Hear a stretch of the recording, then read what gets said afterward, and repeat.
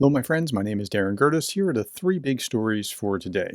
So, we woke up this morning and found out that an IL-76 military plane was downed. We're not exactly sure how it was downed, but then the news started changing.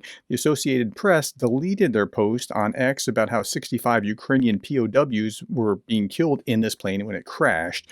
And it looks like Russia was saying this and Ukraine was saying it wasn't.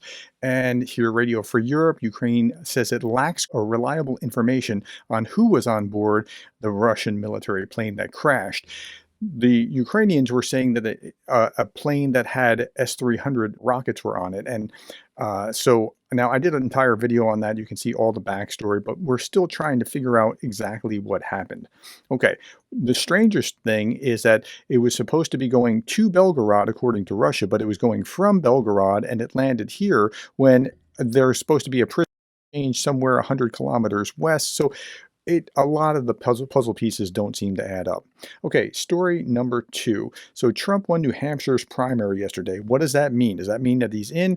I'm not sure, but I do know that it means that the reason that they voted for Trump was highly about immigration. Number one most intense issue for Republicans was immigration, followed by the economy. Foreign policy was very distant with only 8%.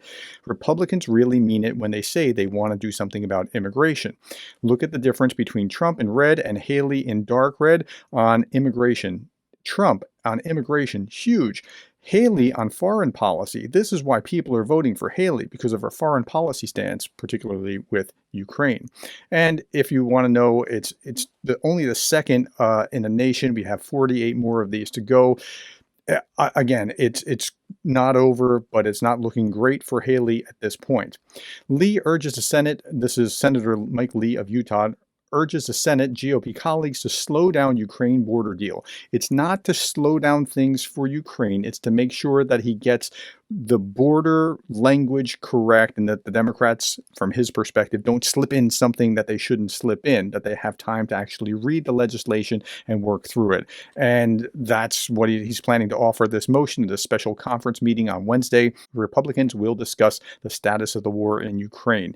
It slows things down, but they're trying to get these right. If you think that they're just trying to, make it such that Biden can't win, it's not that. Look at the intensity on immigration. They really want to do something about immigration. Not necessarily solve the whole thing, but they want to do something. The Foreign Relations Committee approved a bill on seizing Russian assets to help rebuild Ukraine by a vote of 20-1.